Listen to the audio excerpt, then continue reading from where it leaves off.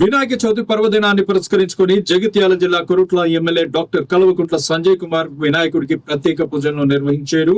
ఈ మేరకు ఆయన నివాసంలో గణనాథుడిని ప్రతిష్ఠించి అభిషేకాలు పూజలు నిర్వహించారు.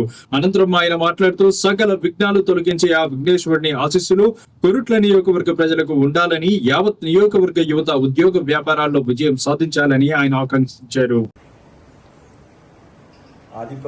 పూజ్యుడైన గణనాథుని కృపాకటాక్షాలతో మా కొరుట్ల కాన్స్టిట్యూన్సీ ప్రజలందరూ సుఖ సంతోషాలతో ఉండాలని చెప్పి మనస్ఫూర్తిగా కోరుకుంటూ అందరికీ వినాయక చవితి శుభాకాంక్షలు.